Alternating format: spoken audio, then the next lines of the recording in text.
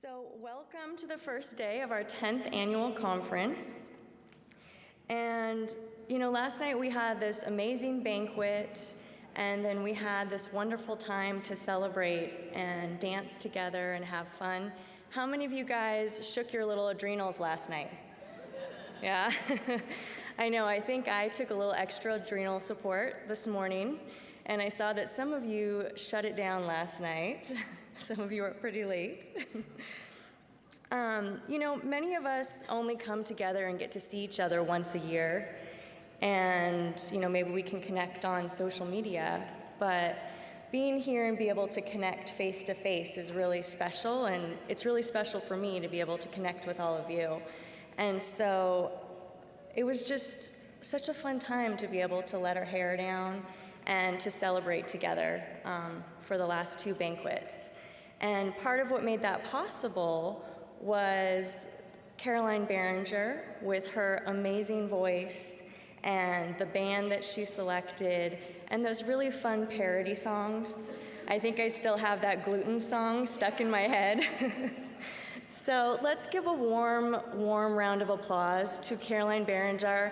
Thank you so much for making that possible.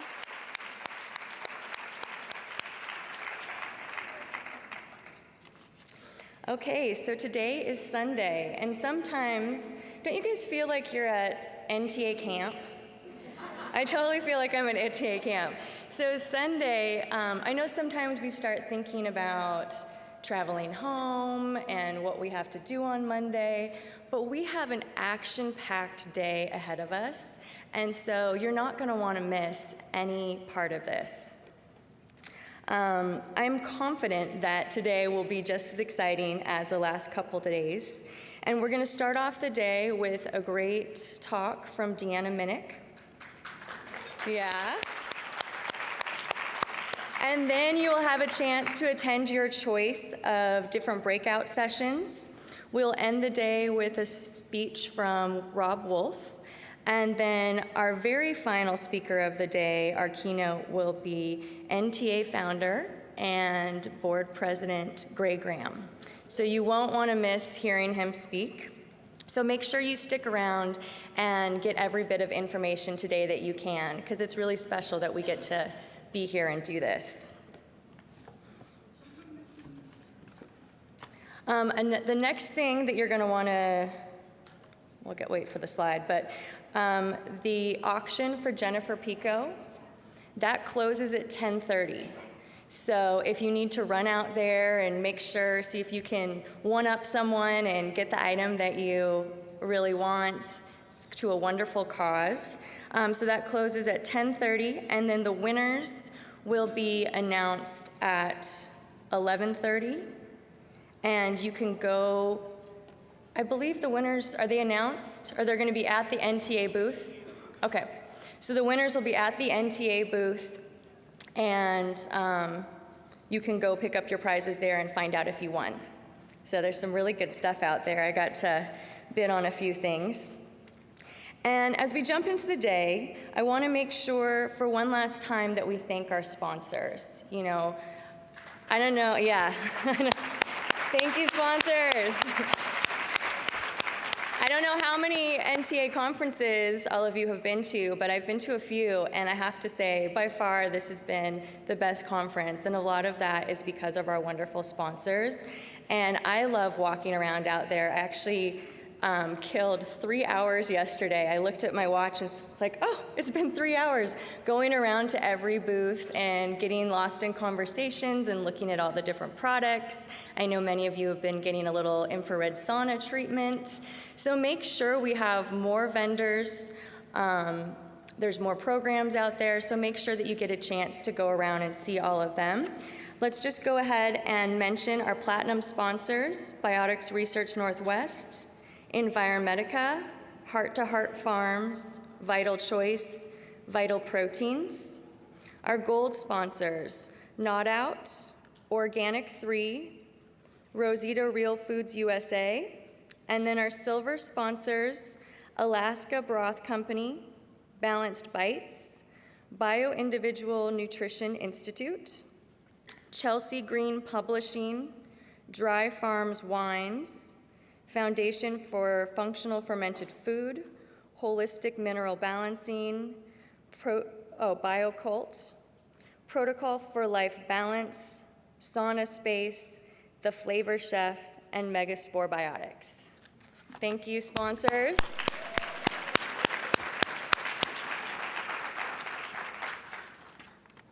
All right, and then just a couple announcements before we get started.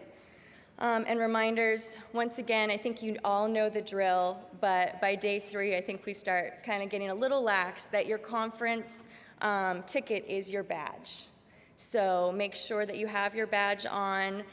We do have people checking the doors, and so just make sure you have your badge with you and on. And it's also nice, I think a lot of us have gotten a chance to connect, but still see some people, and it's nice to be able to see your names on your badges. And then a few just administrative announcements. Thank you. We want to try to keep the time going. So we do have a tight schedule today. So we're going to try to stay on track, keep that going. And if you can't attend a session, like you've already heard, there are going to be conference DVDs. So you can go to the NTA booth and pre-purchase those. That way you'll get them as soon as those are available. I know that there was a couple of the breakout sessions where I wanted to see all 3 because they're so good. So make sure that if there was a couple that you didn't get to see, don't worry, we have you covered for that. And then with travel today, for those of you staying at the hotel, if you need to check out on time, the hotel bell stand will be able to assist you with your luggage. So if you want to hold your luggage, be able to see the rest of the conference, just go talk to them and they'll be able to help you with that. Another reminder, we have over 70 exhibitors, so today is your last opportunity to go say hi to them and check out what they have to offer. And if you have any questions at all, there's the NTA booth right outside the door. They'll be happy to help you and assist you with any questions that you have. So strap on for another great ride today, and let's kick off the day right with welcoming our first keynote speaker. Our first keynote speaker, Deanna Minich, is speaking about the emotional gut nutrition and lifestyle solutions. And she's really inspiring. I had a chance to talk with her yesterday. She is a PhD and master's in nutrition and has 5 books, including Chakra Foods for Optimal Health and her new book, Whole Detox. I actually picked up a copy of that yesterday, and I think I might have even picked up the last copy. It seems like it's been very popular this weekend, so I know we're all really excited for that book. And Deanna offers a personalized path to healing, weaving together science, nutrition, psychology, philosophy, yoga, and chakras. And she's really developed a system putting this all together called Food and Spirit. Today she's going to dive into the deeper terrain of the gut through nutrition and lifestyle. And I'm really excited to hear about this. So please give a warm NTA welcome to Deanna Minich.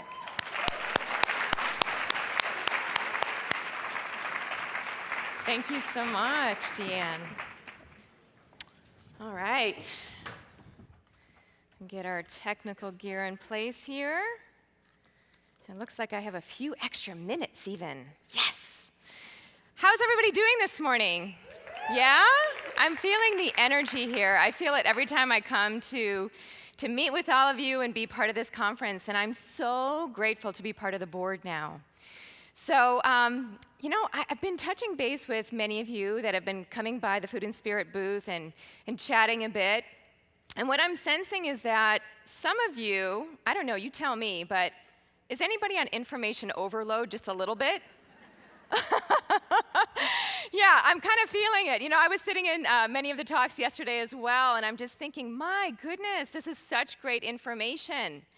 But one of the things that you all need is some time to digest, don't you think? And really assimilate all this great intellectual wisdom that all of these speakers have, and that you have too. It's not just us on stage, It's what you bring to the table and having that discussion with you. So I really do want you to reflect, rejuvenate yourself when you leave this conference.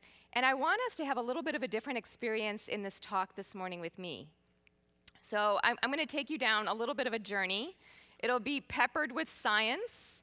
It's going to have some maybe interactive things now that I see I've got maybe a couple extra minutes.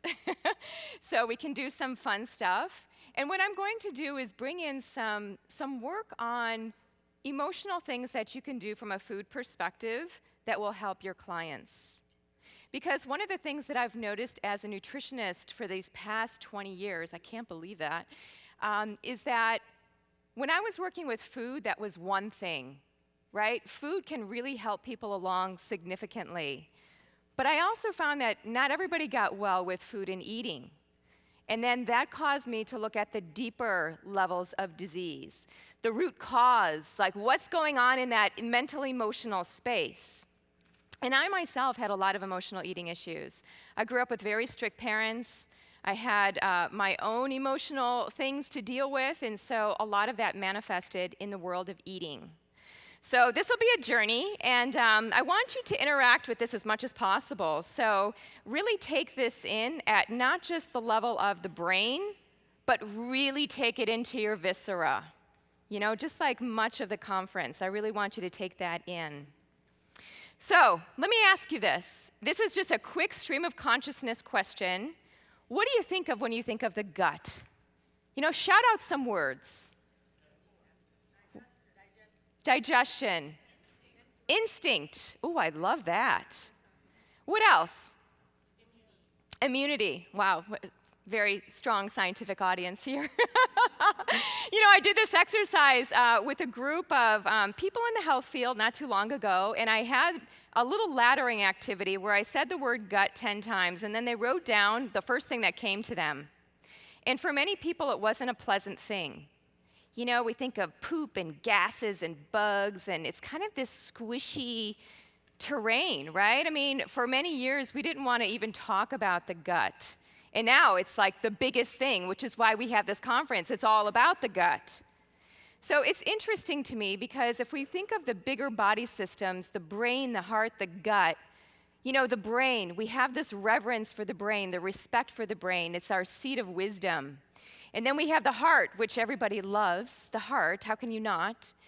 The gut is kind of like this uncomfortable place for some people. And so I want to take us down kind of that emotional space because this tends to be where people stuff a lot of those emotions, right? You probably know that for yourself.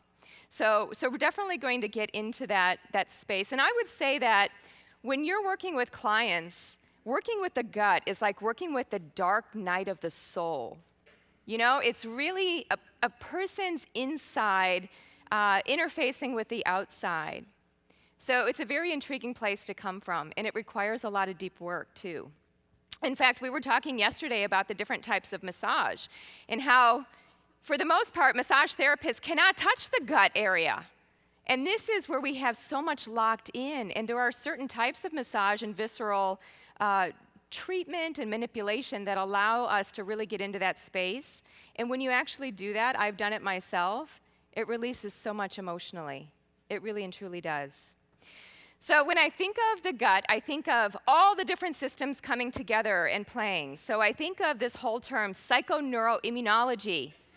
It's the brain, the nervous system, the immune system. You know, it's truly the place where all the systems come into being. So one of the things I'd like you to think about is looking at disease in a really symbolic way, almost a metaphor or a storytelling way with clients. So if we just step back for a second and look at the gut in a symbolic way, we've been hearing a lot of this past weekend, right? It's our terrain, it's our soil, it's what we grow things in. And if you're familiar with a lot of the ancient traditions, which many of you are, it's also where a lot of the different elements come in. Fire, air, earth, water. We bring a lot of those elements into that gut interface. And if we're balanced, those elements are playing well together.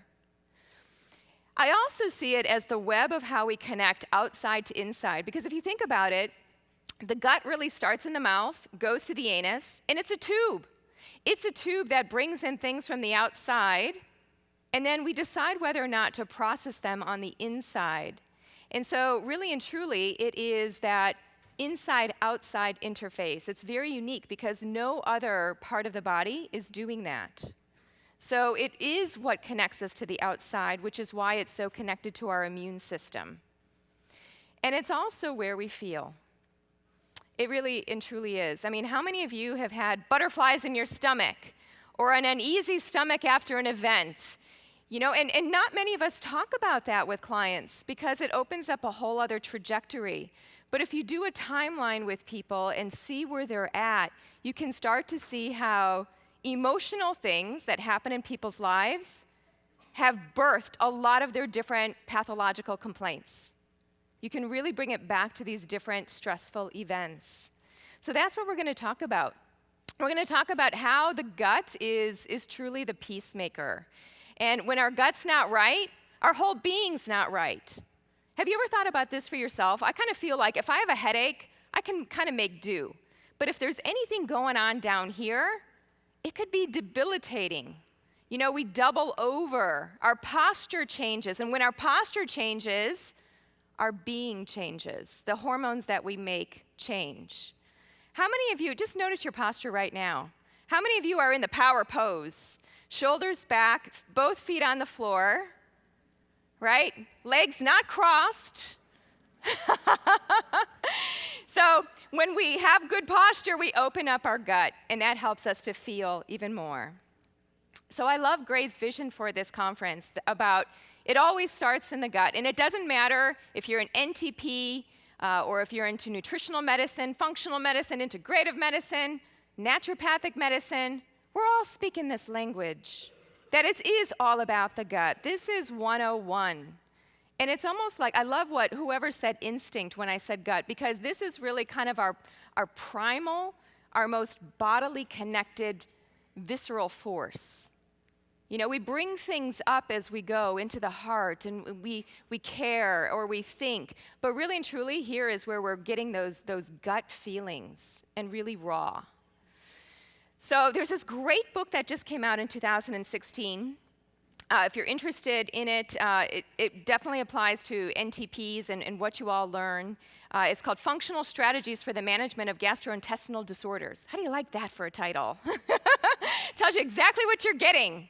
And what Dr. Gilliam said is that gastrointestinal symptoms are some of the most frequently experienced by all subjects and one of the most common reasons individuals seek medical care. You've been hearing that a lot this weekend. If you look at the #1 prescribed pharmaceutical, what is it? It's PPIs, proton pump inhibitors. And when I think about the stomach, that we have misalignment with our stomach, this is our cauldron of rotting and ripening, our seat of transformation. I kind of think of it as an altar. It's like, what do we bring into the altar of our being? And if that's not right, then how can anything else be right within our bodies, right? So I like to think of the body as a continuum. Rather than all or nothing, black or white, there's a lot in between. And so the gut has a spectrum of different functions. And that's what you've been learning this past weekend. All these different functions that the gut is really responsible for, right? And I like how somebody shouted out digestion, because really and truly, yeah, that's a big one. And so digestion, and think about these metaphorically. What are you digesting and absorbing? I hear from so many of you who are so busy doing so many different things. You're so passionate about this. But what we're missing is that ability to assimilate, to be restful, to reflect, to just be in the shower and take some time and just let these ideas come through us.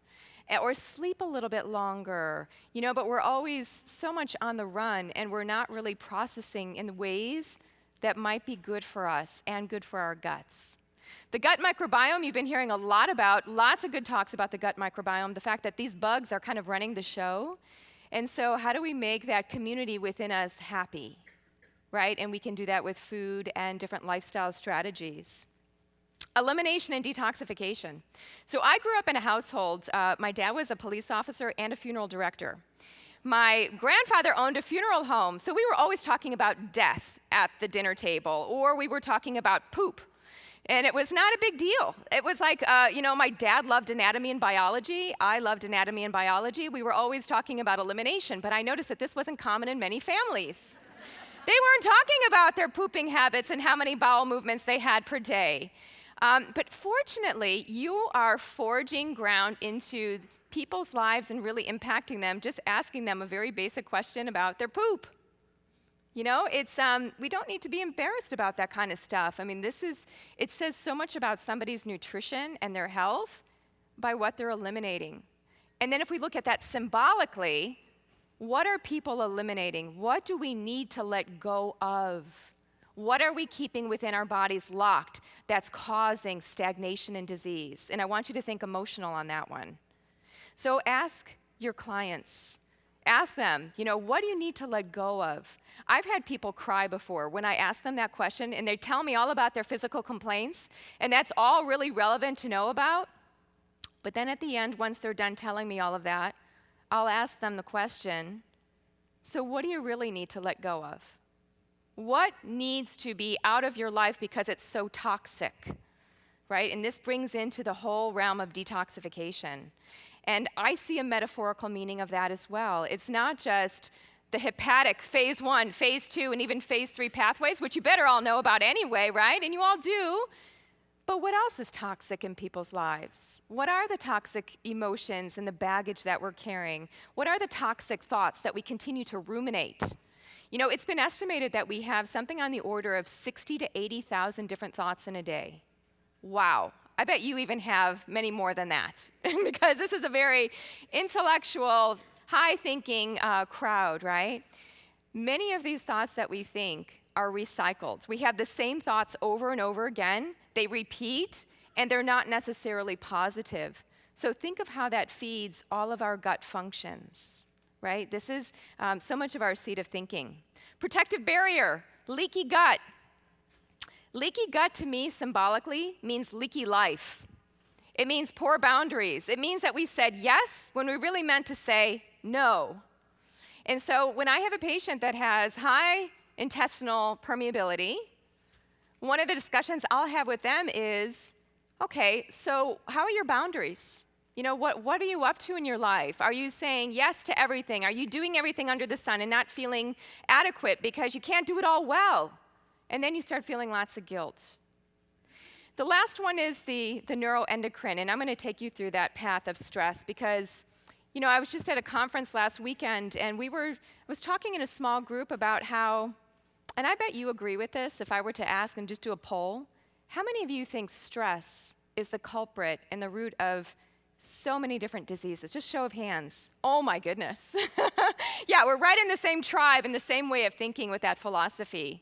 So if we can handle the stress, and stress is never going to go away anyway, so we have to figure out ways to deal with that stress and to make it digestible stress. Maybe we have to call it something else. So we're going to get into that. So I love nutrition. This is what I do. And I've married nutrition with lifestyle because I feel like that is a complete picture for the whole self. So first I'm going to tour you through food, and then we're going to get into some of these lifestyle things that I have found to be really worthwhile and do help people. So think of your gut as the seat of power, and this is how I talk with clients about it. I even have them do a very short visualization to get into their gut, and I ask them, what do you see in there? Do you see colors? Do you see people? Do you see sounds? Do you not see anything at all? What's going on in the gut? And normally I'll just have them put their hand on their gut and just really get into that space of get into your seat of power. What's there? Do you feel powerful? Right? Because so many things are here. The immune system, the nervous system, our emotions, our boundaries. My goodness, this is a person in their entirety. This is really the identity of somebody sitting right there in the gut.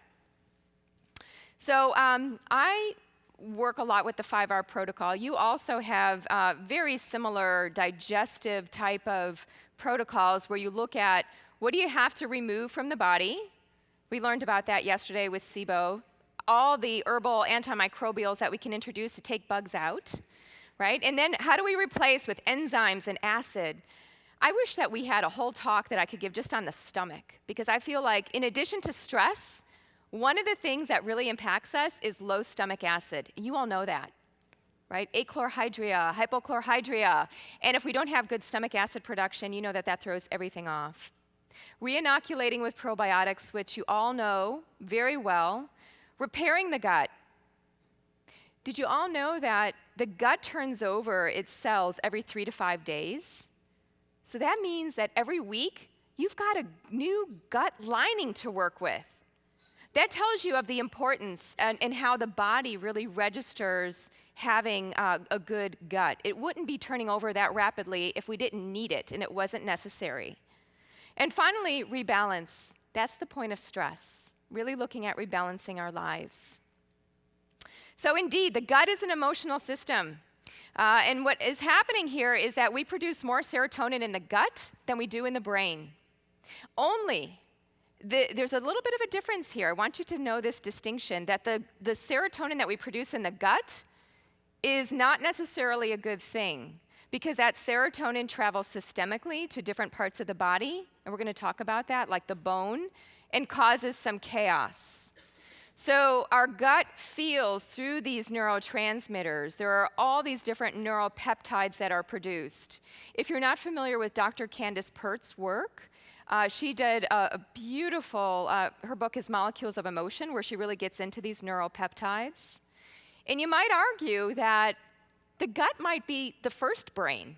It might really and truly be our first brain and our first signal, which then brings us up into kind of the processor of our body, right? Our physical gray matter. So, did you know, you probably did because you're all really smart and you're really up on literature, that SSRIs, serotonin reuptake inhibitors, work in the brain and in the gut. We usually think that these things just work in the brain, but there's science to suggest that they also work in the gut, which makes the longevity of serotonin that much greater in the gut, which is not necessarily a good thing, right? Because what can happen is that they can work at the level of the bone. So the serotonin produced in the gut can travel systemically in the blood and go and impact bone tissue and lead to changes that are not so good in the bone. So what we're starting to see is that people that are on SSRIs tend to have a greater risk of things like fractures, a greater risk of osteoporosis, because we're changing up the serotonin mechanics and dynamics at the level of the gut. All right, so inflammatory bowel disease, irritable bowel syndrome. You know, isn't it interesting how the lexicon of our medical terms involve emotions in some way? You can almost figure out what's going on for somebody emotionally just by looking at the name of whatever diagnosis they have. So for your IBS clients, what are you irritable about? Or inflammation as the bedrock of so many different chronic diseases, what are you inflamed about? You know, that's a really interesting question to ask your clients, because oftentimes they don't need further prompting. They already know what they're really angry about. You know, and they get kind of red with that anger, and then they just let it out. And some of them just really need to let it out. You know, we've kept it stuck for so long, and it's just burning us up on the inside. And it leads to that sense of burnout. So what I would encourage you to do is, wherever you are in your practice, have a bit of fun with it too. Because disease and pathology and symptoms have a very literal meaning. You know, we have ICD-10 codes, we have diagnoses and symptoms, and yeah, we get all of that. But then we also have the right brain, which is calling us, the creative side of us, which realizes that every patient has a story. Every person in this room has their story. And connected into that story is the underlying root of how they got to be where they are. So explore that. Explore that with your clients, with yourself, and really mapping out and telling your story, because therein lies the root. So that's the system I work within. You probably, for those of you who were here last year, I talked about the color-coded system that I use to integrate psychology and physiology, and really looking at all these different colors within us that we know from ancient medicine. Well, I don't think we need to talk chakras because, not everybody knows what that is. It's not even that relevant. But what's important is all these different body systems and how they all work together and how they all integrate with physiology and psychology and foods and lifestyle as the modalities. All right, so where do we start? Let's get into the practical therapeutic side. I, like you, was trained to go with food first. And it makes sense. It's almost like the other mantra to it all starts in the gut is food first. Food is medicine. Food is information. Food is connection. And so really working largely with what's going in and what's coming out. Now, there was a nice talk here yesterday looking at mental health as it relates to the gut. So what I'm going to do is go through some science that will show you some of the really great evidence. And what I want you to do is take that scientific evidence and turn it into clinical pearls. And I'll mention some things so that you can make this real and you can start to bring this into your practice with your clients. So when we change our food, we change our mood, don't we? When we're eating right, I feel like there's no way that anybody can lure me into fast food anymore because I know how bad I feel after eating food that has no good energy to it. And so for me, it's more about my energy state, my vitality, and how I feel, because how I feel will drive what I do. You all know that we're driven by our emotions, right? That's the biggest leader for anybody. You make something emotionally connected for a client, they're going to do it. If you find an activity that they love, they're going to stay with it. Or a recipe or a food, if you connect into somebody's really, truly, and deeply their gut through their feelings, it will have that sticky quality. So think about that first and foremost. The average person is taking in something on the order of 2,000 pounds per year. And over 5.5 million pounds in a lifetime. So we're taking in a lot of stuff. And why is it that so many people are on SSRIs, that are depressed, that are anxious? Well, they're not cleaning up their diet.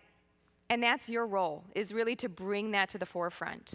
So look at this, March 2015. Lancet Psychiatry, this is one of the top tier journals in the medical field, showing that there are robust associations between nutritional quality and mental health, indicating a protective effect of healthy diets on depressed mood. And, this is a duh for all of us, but for the Lancet to be talking about this, that detrimental impacts are seen with unhealthy diets. This is a first to be seeing this in the medical community. One of my mentors, Dr. Jeffrey Bland, had mentioned several years ago, he said, Deanna, the 21st century is the age of mental health. We're going to be so into everything about the brain, which means that we're going to have to do everything about the gut because they're so interconnected.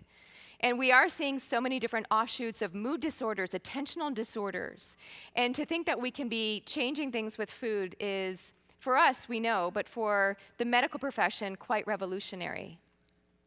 So here's another article looking at how people with mental disorders have a number of things going on. Chronic low-grade inflammation, oxidative stress, impaired metabolism, alterations to microbiota, and numerous other pathways, all of which can be mediated through food, through nutrition.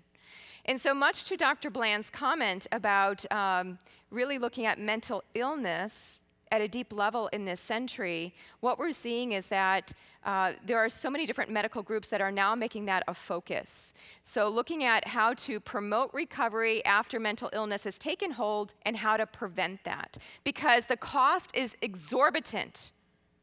And I don't think we have really good solutions in various circles of medicine. And that's where all of you as NTPs are here to play a role. Seriously, if any of you, and what I would give to you as guidance, now being in the nutrition field for over 20 years, is find something you really like and anchor into it.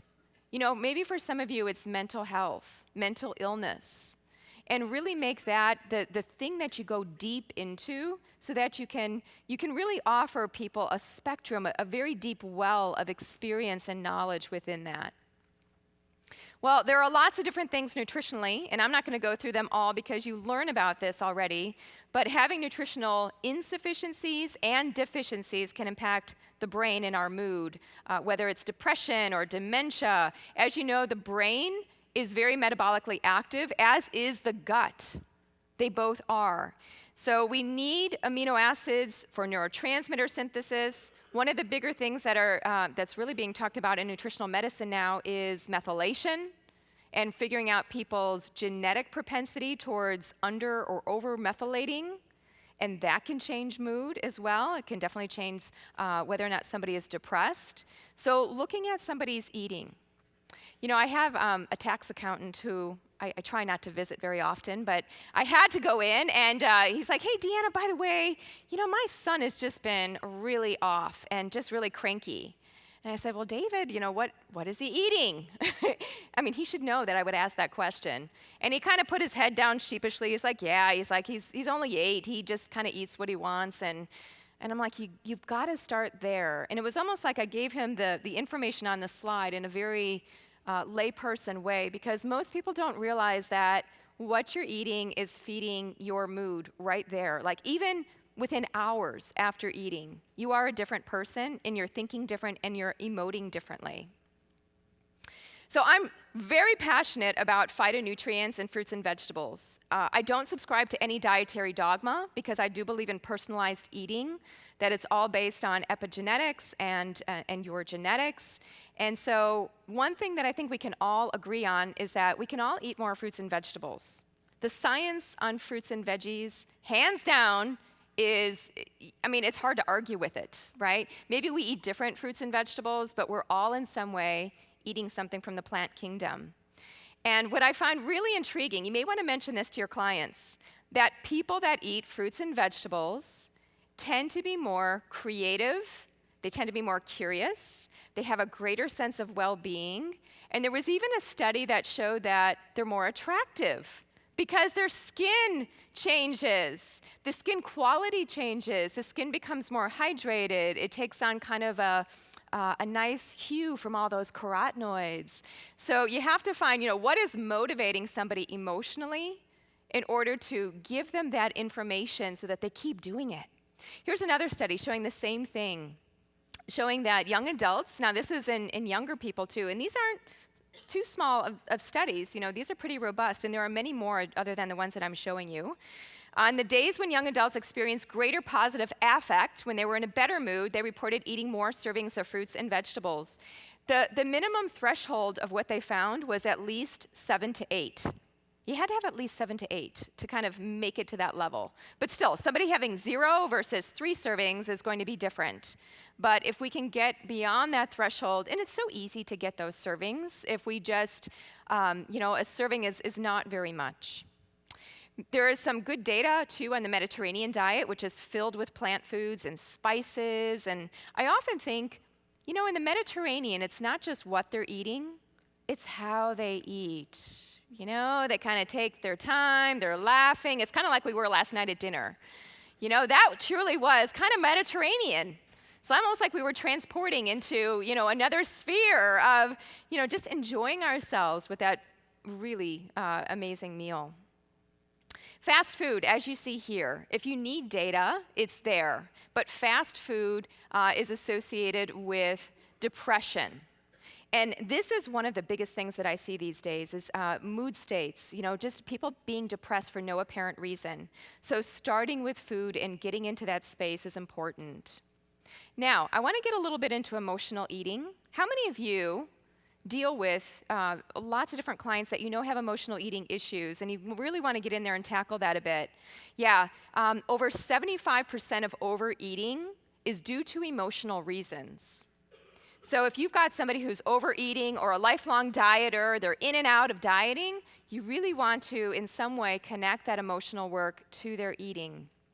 So what this study showed was, and this was a meta-analysis, it took in lots of different studies and then looked at all the participants and found that when people were in a bad mood or a negative mood, they had greater food intake, especially the people who were on diets or just had a history of binging. So this means that when you're working with people who have a history of binging, and overeating and emotional eating, whenever they have a negative emotion, it's going to come up even more. They're going to be more susceptible. It's kind of like an epigenetic programming. They just kind of go there. And what's interesting is that positive mood is also associated with more intake of food. But here's the difference. Here's the difference. And this is also shown in studies, that when people are in a positive mood, they can think kind of out of that situation and kind of look and know that they're just kind of in that moment eating. But somebody in a negative mood who can't remove themselves from that space just kind of continues on, right? They don't really see an out. And so they continue to overeat. Whereas the people with positive mood don't do that necessarily. Does that make sense? So our mood can kind of clip us from that eating event, especially with binging. Because with binging, typically there's guilt. Right, you have a binge, you get guilty, and then you feel so miserable that you just kind of go and do it again. So with positive mood, it's a little bit different. You might go to a party like you were last night. You might eat a little bit more than you might normally, but it's just kind of a one-off event, and it's not something that's prone to continue. This was a really interesting study showing the short-term effects of eating certain things. So 100 students, most of them women, and they had a questionnaire, and they had people on either kind of this chocolate crisp snack or fruit. And they had them consume the snack once a day for 10 days straight. And then they did the questionnaire again. And what they found, and I'm bringing up this study because so many people tell me, oh, chocolate's good for me. I should be eating more chocolate, right? Well, we'll talk about that in a sec. But essentially what they found in this study was having the chocolate every day for 10 days led to greater emotional eating and depression. Now, these are people that were not depressed from the get-go. These are just college students who were eating the chocolate for 10 days. Now, you can say, well, Deanna, what was the quality of the chocolate? Was it organic? What was the percentage cocoa? Did it have sugar? Did it have dairy? All these things. It was just, it was kind of a snack, right? And then the people that consumed the fruit had lower anxiety, lower depression. So it's just really intriguing to me because I think, and you know about this, I know you do through your curriculum, about histamines in chocolate and in cocoa.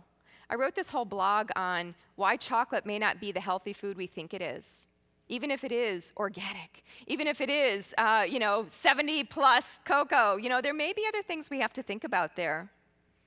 All right, so emotional eating, tender topic, but really relevant, and not many of us really want to go there. But the way that I define it is emotional eating is when we eat instead of feel. I'll give you an example. I know many people who have done this, and I've worked with lots of clients who have many different stories about this.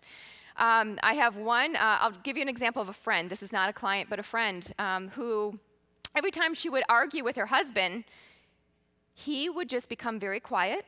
He would go over to the freezer, take out the ice cream, and not talk to her, but just start eating the ice cream. And I said to her, Jill, that's so interesting. It's like he's becoming very cold towards you. Here he is eating this cold ice cream, just kind of freezing the situation. And I asked her, I said, what is his relationship with his mother like? And that just was an outpouring for her. Because, usually with a lot of these foods that we're drawn to when we're emotionally eating, they have symbolic meanings and messages. So whenever I think something sugary and something dairy, I think mother, nurturing. And it's not for everybody in the same way, but we all have these connections into food that have these memories attached. So it could also mean having some feelings about eating. I can't tell you how many people I have seen who have a fear around eating or about eating certain foods. They almost feel like, Deanna, just tell me what to eat because I can't make sense of it all and I'm just so fearful of the reactions I'm going to have. Some people don't ever want to go off the elimination diet because they have so much fear around kind of their emotions with that food. They don't realize, but they've got much more encrusted into that relationship with food than they've realized. And if I can unearth that and kind of just dig it up and show them that they have that relationship, it's almost like the fear just kind of disintegrates. So when we look fear in the eye in that way, it's almost like what we thought was the big monster is really just this little pebble that just kind of rippled through our waters. So we have to get into that space in some way. How do we become emotional eaters? Lots of different reasons for that. Most of us, we are so busy. And again, talking with many of you, I sense, some of you are on that same track. So, again, take that time to digest, rest, and restore. Be in parasympathetic. Because when we don't have time to feel, we don't have time to cry. Did you know that you release 25 different inflammatory cytokines in your tears? Who talks about tears and detoxing? Who talks about tears and the ability to really move those emotions through? There was a study in people with rheumatoid arthritis, and they had them watch a sad movie. And then they looked at the people who cried versus those who didn't, and they found that the people that cried during the movie had better control of their rheumatoid arthritis symptoms than the people who didn't cry. So we need to feel. This is who we are as beings. We often think that feeling is a sign of weakness, but I actually think it's a sign of strength because it brings us right into our seat of power, our gut, right? It unlocks rather than blocking us. So there are many different reasons why people are not choosing to express those emotions. So what I would say here is looking into that story. I call this epigenetic emotional eating because we weren't all born with these patterns, with this relationship with food and eating. It was almost like it developed. The story of our lives, which is really what epigenetics is, kind of created this relationship with food and eating. And so oftentimes we have to go into that story to figure out what's really going on. Now, emotional eating wouldn't be bad if we would always go for spinach or, carrots or fruits and vegetables, but those are not the foods that people are going for when they're emotionally eating. What do they tend to go for? Yeah, sugar. Although, this is one of the questions I ask people typically, and I usually get the sugar people, and then I get the salty people, like the crunchy, the snack goods that are crunchy and salty and, give you that sense of satisfaction. I remember one client I had who was emotionally eating. She would carry potato chips with her wherever she was. She was an executive, 47 years old, very successful. Everywhere she went, she would bring this bag of potato chips. So I thought, do you want to explore that a little bit? And she said, yeah, we can. But, she was kind of had her, she just wanted to figure it out, kind of like, just tell me what to do nutritionally. And I said, well, we can do that. And that's really easy to do because I can give you a whole protocol. But I'm curious about this potato chip thing you have. So as we did this exercise, what I found out by going through her story, and there's a way to do this, and I'll tell you how to do it, is as we went into her potato chips, she broke down crying midway through because she realized that the potato chips were connected to when she was 12 years old. She was the only child. Her parents would go out in the evenings, like Saturday night. They'd leave her home alone with a bag of chips and dip. And they'd sit her in front of the television.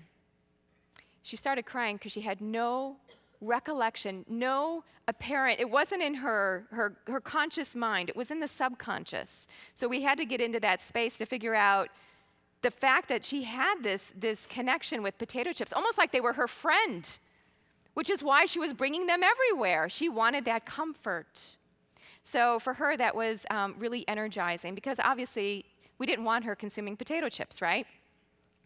Okay, so the different emotions that we have are going to propel certain foods that we're eating, as you can see, and there's even good literature on it. So when people are emotional eaters from the get-go, and I'm going to show you how you can tell if somebody's an emotional eater, they eat significantly more after being sad than after joy, and sweet foods are especially culprits in all of this. They're kind of the moderator of that whole emotional eating experience.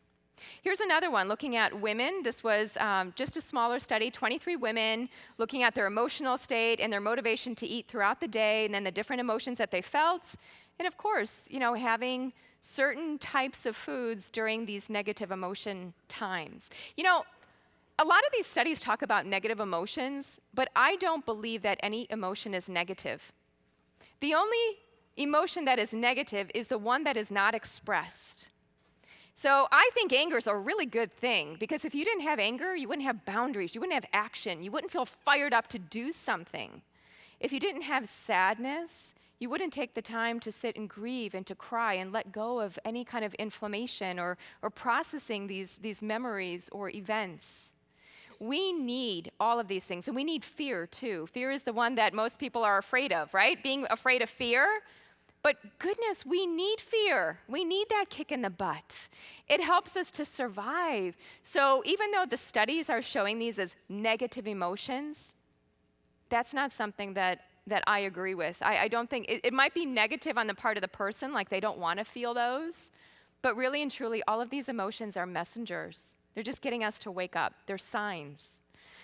So this one was looking at how, and this is what I was alluding to before, when we have a binge, typically the mood is even more down after the binge than before the binge. So if we can work with clients to help them be aware of their emotional state after a binge, I remember working with somebody like this, who the very thing that helped her was after she would binge, not being in that nest of guilt and really feeling stuck by that. She was almost liberated. It's kind of like, okay, I had a bunch of chocolate, let's move on.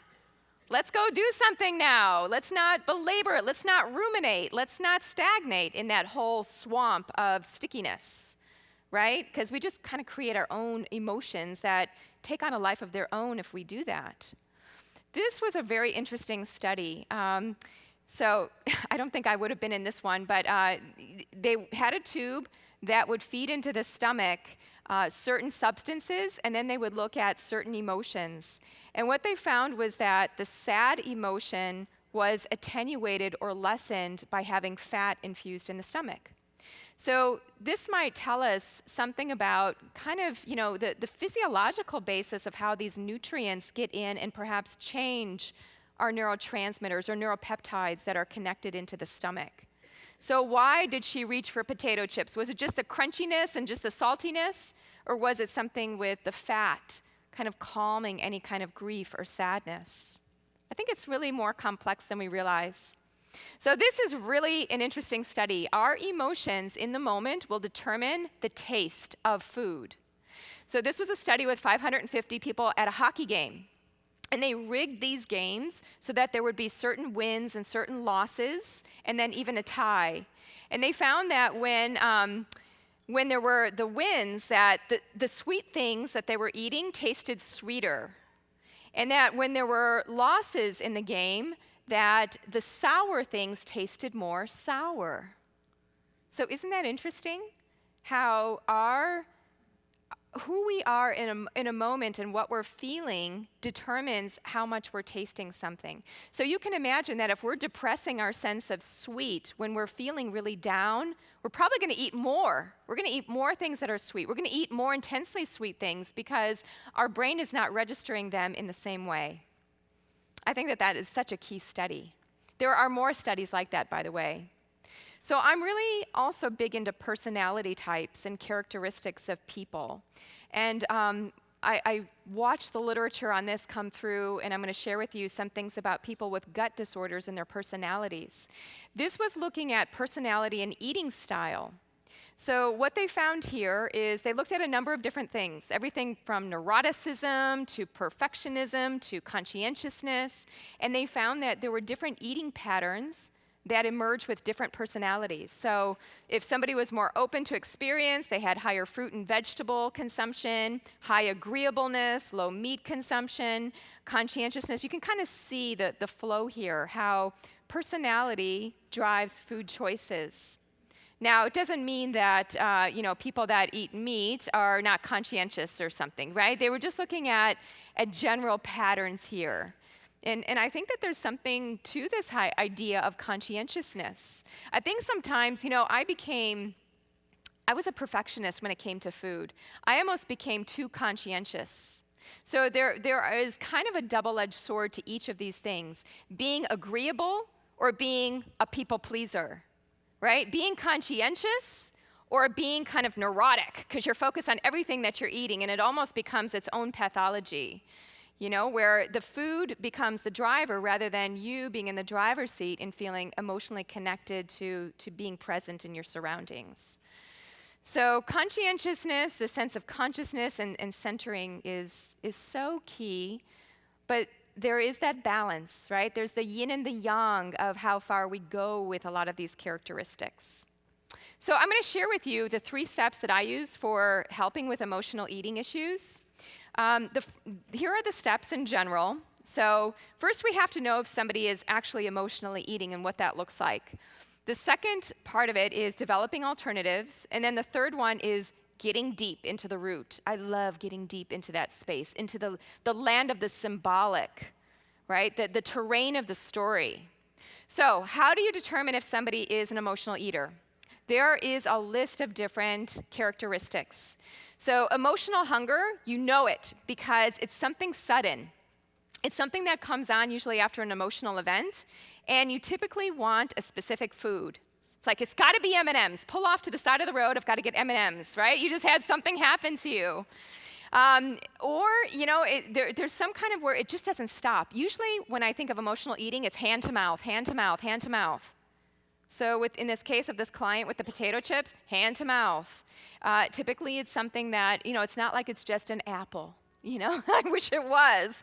But we tend to be just feeding incessantly without being connected to our sense of power. We're just giving over our power to the food in that moment. So physical hunger is different, as you know. It's gradual. It's a little bit more patient. So if you're not able to eat in that particular moment, it's kind of okay. And you might be more forgiving about the different types of foods that you can choose and that are available to you. And I would say the biggest thing here is that with physical hunger, we tend to stop when we're satisfied.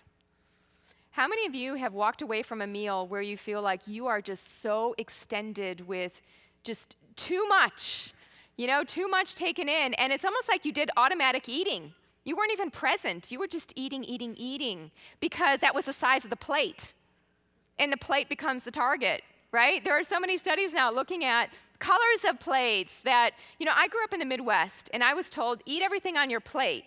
So that's kind of imprinted in me. I had to undo that one. And it's still something that if I'm not conscientious, I can override and I can kind of get into that place again. The second part of this, once you know whether or not somebody's an emotional eater, is now you have to figure out what are the alternatives. So in the case of this woman with the potato chips, what I said is, okay, you're looking for a friend, you're looking for comfort because that's what the potato chips symbolize to you. So what I want you to do is let's make a list of all the things that are really comforting to you. What are all the things that feel like a friend? So we made a list, and what I asked her to do is every time she felt the urge to go to the potato chips, to pick something off the list that gave her comfort instead. So this is just a simple substitution. And this is sometimes where we have to get to before we get into the deeper root of it. So there can be lots of different things. It might be, for her, it was calling a friend and actually talking with the friend.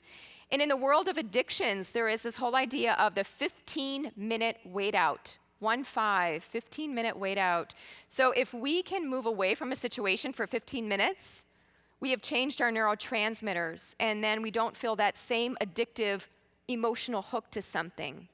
So maybe for somebody, it's walking outside their door in the morning for 7.5 minutes and walking back another 7.5 minutes. There's your 15 minutes, and you've already repatterned your neurons for some other type of emotional activity. And hopefully, we would make different choices at that point. So we have to find alternatives, right? That's so important. And I also think it's important to know what we're feeling. As we're developing alternatives and trying to figure out what to do, many of us gloss over the idea of even expressing what our emotional state is. The science shows that when people can identify what they feel, they're more apt to find solutions. Most people don't know what they feel. You know what's really interesting? I was doing a workshop once, and it was all on emotional eating, and I asked everybody to just kind of go around and just say what they were feeling in that moment. And the first woman says, "I'm concentrating." The other woman says, next to her is, "I'm focused." I'm like, wait a minute, we have to stop. These are not emotional words. We are in our brains. So I think what we have lost is emotional wording and the lexicon, the rich emotional lexicon that's available to us. And do we just say, I'm happy or I'm sad, I'm glad? There are so many layers to that. Are we really upset or are we depressed? Are we angry? Are we frustrated? What is really the emotion at play? And our society is so primed where we have these fleeting moments of saying, how are you? And we don't really even wait for a response. We're expecting a fine or an okay, but we're not expecting an authentic answer.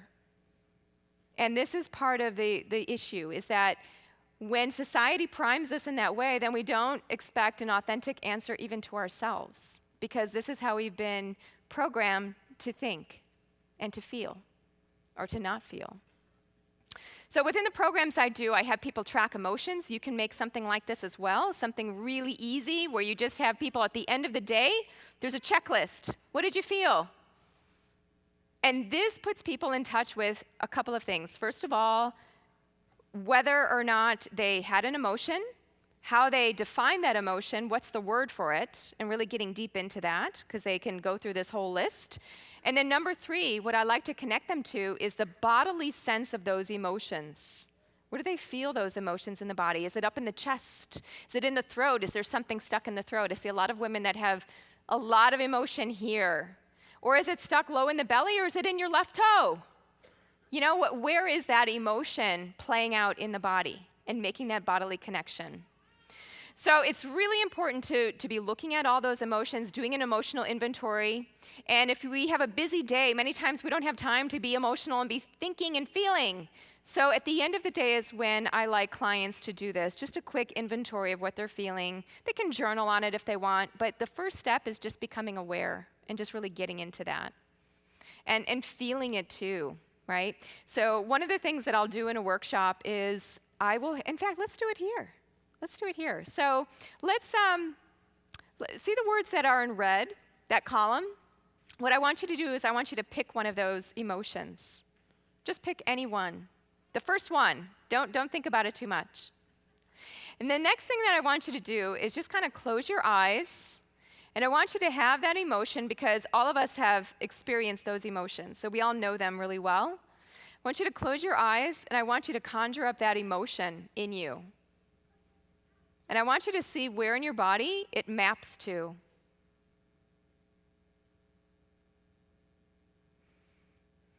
And open your eyes. It shouldn't take long to feel an emotion. The average emotion lasts 20 to 30 seconds, but we can get a lot of information from it. Did you feel anything in your body when you went to that word? You did? Okay, good. Yeah. Most people do, and most people are not aware of where they're feeling these things in their body. So if you ever work with a client on emotional eating, one of the things that you can do is just have a whole session focused with them on where do they feel emotions in their body. Because what you're going to find is many of them are going to feel it in their gut, and they're going to read that as a I want to eat signal. They won't see it as, oh, that was an emotion. That wasn't hunger. So we mix our cues with food and eating and emotions very often. So see if you can play with that. And being that you're connecting it to food, it falls right under being a nutritionist, right? You're connecting food into the emotional experience and seeing how that registers in the body. All right, so let's not leave you with the red emotion. Let's go to the green. And let's see if you can feel that one in your body. So just a couple of seconds. I like to close the eyes because you can actually, you can just kind of go within a little bit more, easier. So that one came up quickly for me. Did you all feel that in your bodies? How many of you felt this one in your heart area, had a feeling in your chest? Yeah, that's really common. I've noticed that in people. How many of you felt this above the neck? Interesting. How many of you felt it in the gut and below? Yeah, some of you. Okay. Interesting. So keep in touch with that, because everybody has their emotional sensor in their body. For some people, it might be their low back. Every time their low back goes out, it's kind of like there's something emotional going on. Or for me, it's my fingers. I just get stuff through my fingers and my hands all the time, and I know what I'm feeling emotionally through my fingers and my sense of touch.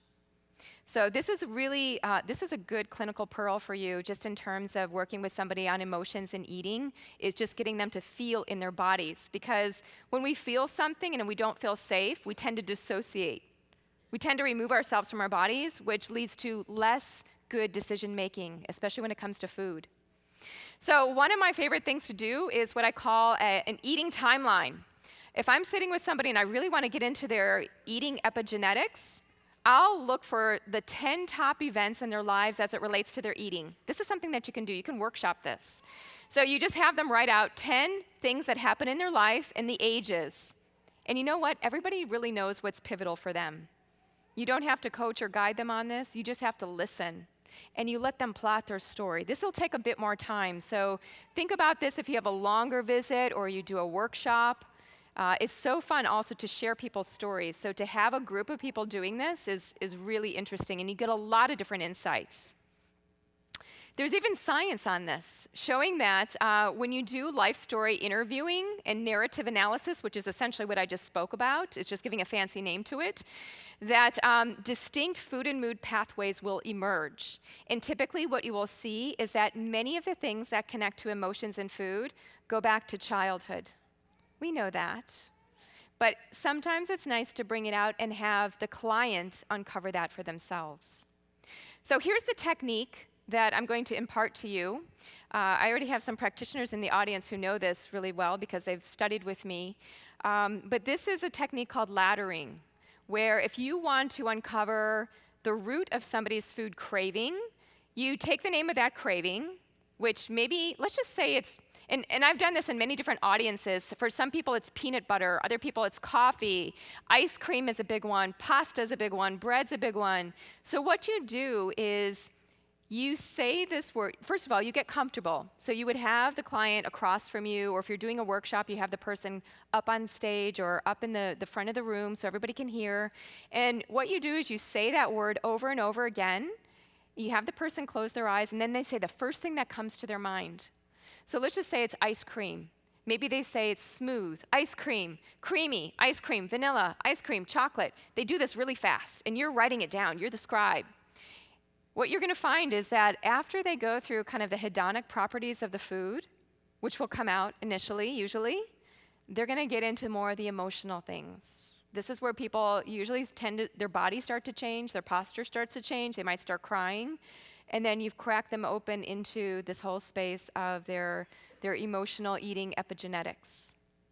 So it's really fun to do. And again, 20 times, and you make a story from those 20 words to see what has come out. So maybe even try this. Since you're all here with your tribe, do this with somebody that you trust, and just kind of have fun. Take a piece of paper and label it from 1 to 20. And then you ask the other person, you say, okay, what is the one thing that you're so intrigued by in your relationship with food? You know, which food is it? Is there something? And you don't even have to do it with a food. It can be with a word. For example, I had a client who had a lot of fear.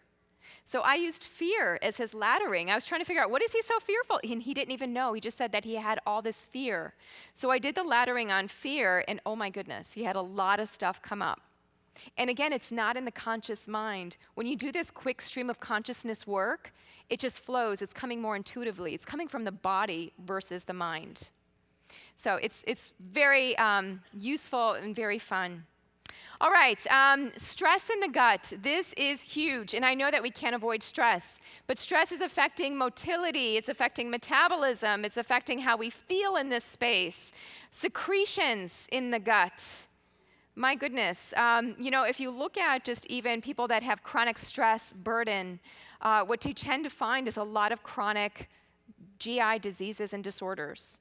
And so in this study, they were looking at irritable bowel syndrome specifically and showing that these folks tend to have more in the way of inflammatory cytokine production. So quelling inflammation, which means trying to really eliminate or reduce a lot of that stress. So stress can translate into a lot of different things. I think that we're different people when we're stressed. You know, if you have somebody when they're in their relaxed state, they're on vacation, they're completely different than when they've got to go in and take a test or prepare for something or be on the spot. This is really, changing our physiology. When we change our physiology, we become different psychologically. You all know this, but when we do have chronic gastrointestinal inflammation, this sets us up for anxiety and depression both. And there are studies on this. This is pretty well founded in the literature. So if you have a person with anxiety, rather than thinking about, all the different things that we can give for neurotransmitters and support. Maybe it's just working on the gut.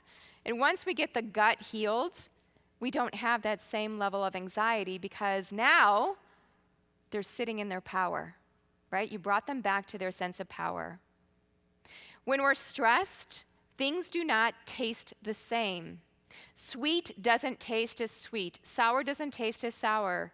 So this was a study in which they had people do a mental task, and then they monitored their perception of tasting certain foods. So what that means is, here's the clinical takeaway for you. When somebody's stressed, what are they going to choose? They're going to choose, lots of sugar and things that are intensely sweet, intensely flavored. Why? Because their bodies are actually not physiologically primed in that stressful moment to take on the spectrum of the palate. They're very limited. Our sense of taste diminishes during stress. What about personality types?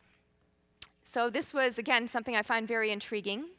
You all know that there are 4 personality types in the literature now, right? Type A is kind of like the hotly wired type, primed for cardiovascular disease. Type B is kind of the steady Eddie, kind of the calm, parasympathetic person. There aren't many of those.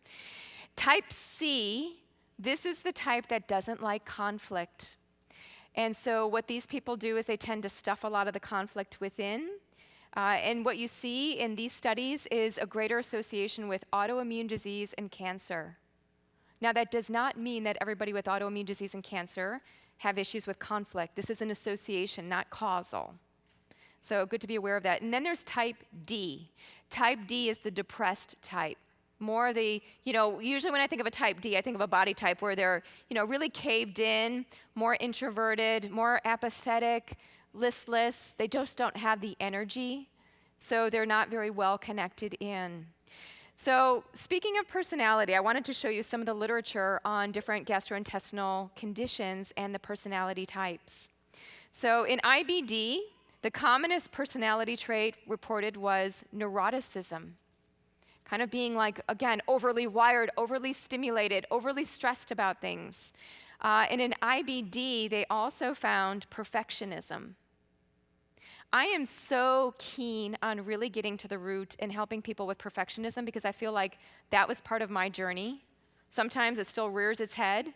And it comes back and it's like, oh my gosh, I've got to be perfect. I've got to do the right thing. I've got to be the right person in that moment.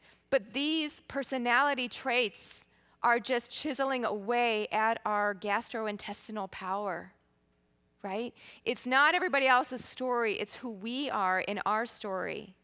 And really helping people to come into their authentic selves sometimes is one of the hardest journeys that people are taking. So, the type D personality that I mentioned, the depressed type, is associated with lower quality of life, of course, in IBS, right? So IBS has many presentations, constipated, diarrhea, or also alternating, and there's a lot of mood disorder that goes into this as well, a lot of stress. So you can decide, there are many portals that go into working with clients.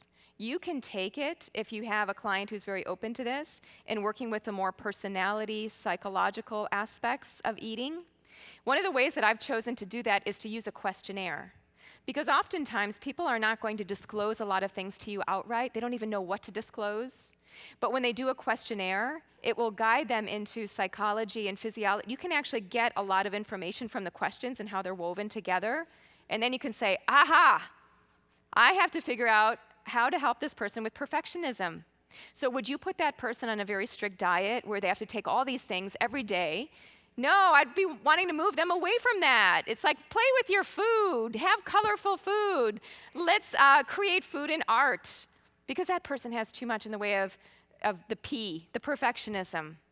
So knowing their personality is going to drive your clinical strategy. I think it's really useful information.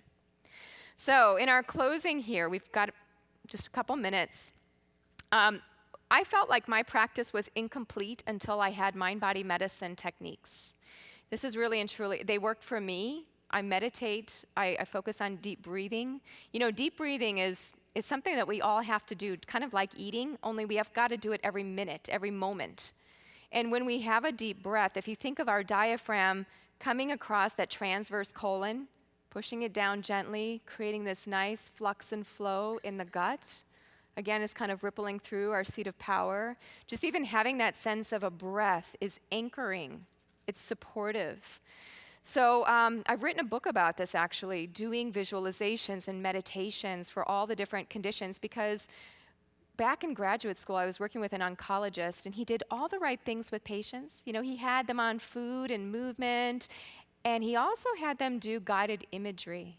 Guided imagery was powerful for them. It really put them back into the driver's seat of their health. So what we find with a lot of these mind-body medicine techniques is that they improve our immune system function. And I think that they do it by way of our gastrointestinal health as well. Mindfulness training reduces the severity of IBS symptomatology in women. So what they did in this study is they looked at mindfulness training versus just a support group. They actually put it against not just placebo, but a support group where you think that you'd have a lot of effect. They found mindfulness outperformed having a support group. Now, do I think that you can combine them and have synergistic effects? Yes. I definitely see great work in groups. The relaxation response, Dr. Herbert Benson, cardiologist, lots of great information here. It's so basic. I think many of us know this. We just don't get into that space. Relaxation changes gene response and gene expression. And if we do it on a consistent basis, we start creating epigenetic imprints from that relaxation practice. So that's something to bring into your GI protocols, is just a basic relaxation practice. Because when people are, I've noticed, even if they're not eating 100%, but if they're just right on with they're meditating or they're more mindful, typically they're going to be eating better anyway because they're just more aware of choices. I feel like they get into the zone. And the zone has been classified scientifically as syncing up brain, heart, and gut. And we all know when we're in the zone, right? We feel differently, we feel empowered. And I think that many of us feel that lack of confidence and lack of self-esteem.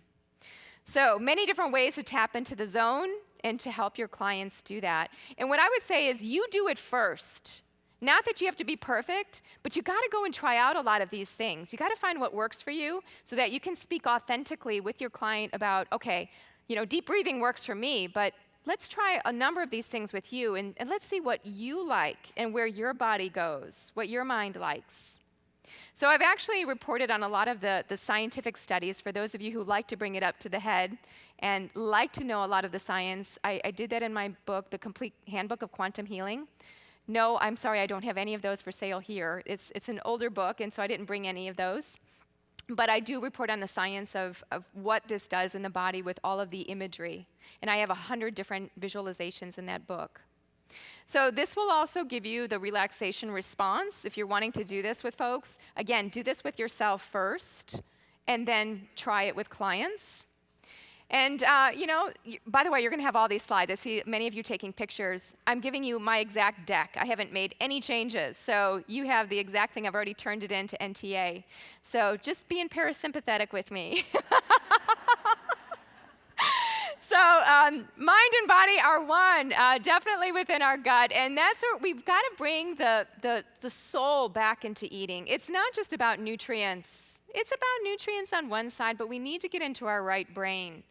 This is why I've put together the Nourish Your Whole Self card deck. I was tired of books. Sometimes I'll tell patients, I'll say, stop reading. You're taking in too much. Stop digesting all that stuff. Listen on your own time within. Listen to your own inner voice. What does your gut want to say? What does your heart want to say? Because you have all the answers within. You don't have to go on the outside. So I wanted something different. I wanted people to interact and to have more of a dynamic interplay with food and eating. So I created these cards because there's no other card deck that really connected into food the way that I wanted to. So no, I don't have any more card decks here today, but they are on Amazon. So eating mindlessly puts us out of touch, right? We're usually doing something else when we're eating. So I usually like to have people chew their smoothies if they have a smoothie in the morning. This helps with digestion as well. Simple exercise of gratitude. So taking a bite of food, thank you. Thank you. With every bite, bringing in that sense of gratitude and really anchoring ourselves into that moment. So there's some good research showing that how fast somebody eats is correlated with body weight. The more chews we have per minute, believe it or not, this has actually been studied. And it's been studied in children, showing that more bites per minute lead to, or at least are correlated with, increased body weight. And then when they looked at the parents of those children, they also had the same bites per minute. So children are learning from us. So if we have this environment at the dinner table where it's like, hurry up and finish. We've got to run. We've got to get to soccer practice. Then we're, again, priming. And what we heard yesterday about SIBO even, and meal spacing, chewing the food, there's more to it symbolically than just the digestion. There's a lot. So when we're eating, let's eat. Let's be attentive. This is going to change our mood state and our digestion. Mindfulness, meditation, bringing that into the meal, I think is so key. Any way that you can inject some ritual, some sense of soul, even if other people don't do it, set an intention for yourself and work with that. Most people can do that. All right, I said a lot of things. Hopefully you had some tools. And you have some of the science too. What I'd like you to jot down now, if you do have a piece of paper and pencil or pen, or maybe you've got your phone, I just want you to be in parasympathetic right now and just kind of digest and figure out your own 3 takeaways, because they're going to be different than my takeaways for you. So just kind of sit with this just for a couple seconds.